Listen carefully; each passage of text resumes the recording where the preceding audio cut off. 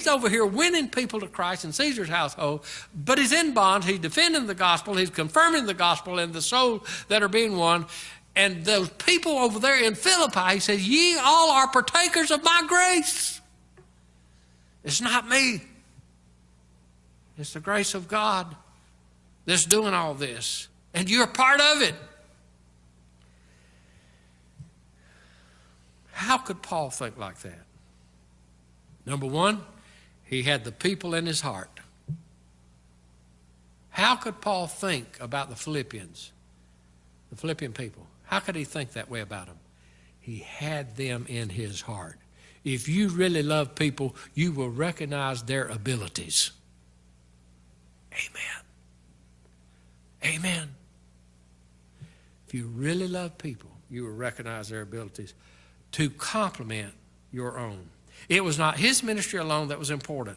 It was the ministry of the gospel with others included that was important. It was not Paul's ministry.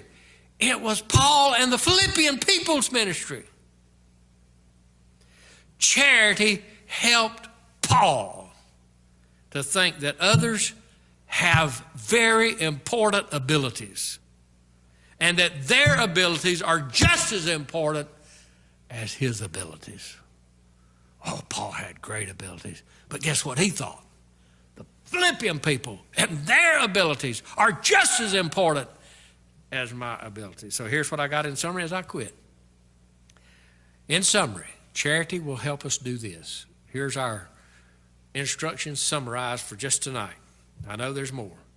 Number one, charity helps the believers not to be puffed up by doing this. Number one, know that our abilities are solely of God. Number two, know that and believe that we must have faith-based self-appraisals.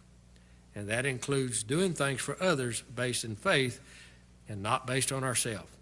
Number three, it helps believers in acknowledging the abilities of others. That's what charity will do.